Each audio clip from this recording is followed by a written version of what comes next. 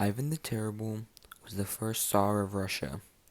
This can help us conclude that he is very inexperienced and not cut for the job because the land has never seen such a ruler, which gives him lots of opportunity to take pure power and control during his reign.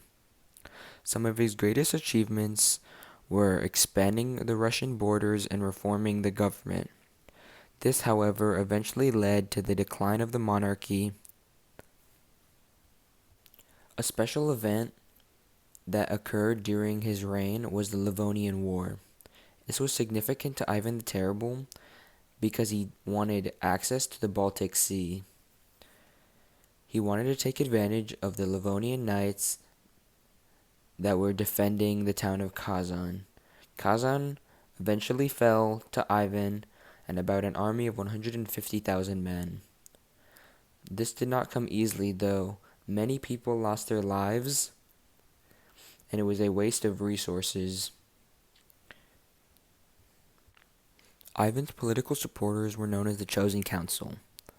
Although he did not have many supporters, he was assumed to be powerful through his reign of terror. His only way of being powerful was through pure fear of people. This is unacceptable. Ivan's political advisories were the boyar class. This was a group of higher Russian nobility.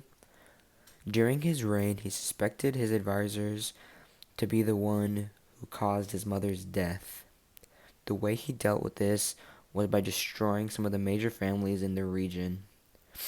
This is a way of using his power very unfairly and should not be reelected. Ivan's setbacks date back all the way to his childhood. When he was young, his parents were killed, and this resulted in lots of neglect, loneliness, and then later on led to depression. Then, whenever he was in reign, his first wife was also died very early, which may have just added on to the stockpile of depression in his life. His behavior became very unstable and very erratic. Some historians say he killed his own son. This cannot be reelected. If Ivan becomes reelected, we will have a very unstable government, and we don't know who is going to die next. Ivan the Terrible's lasting legacy wasn't great. His reign was known as the reign of terror, and he was crazy and ruthless. His greatest feat was his conquest that helped expand Russia. Even though some people say that see this as a plus, it later led to the decline of the country because it wasted lots of troops and resources. Ivan the Terrible's relationship with the nobility was just as terrible as the rest of his reign. He took away all the independence by forcing everyone into the service class. Soon after his first wife died, he became scared of the boyar class, and he threatened to leave the throne. His one way he said he would come back was if he had absolute power.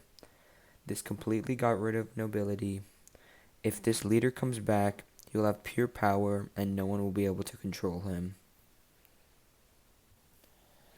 Ivan's relationship with the lower class of Russia wasn't great.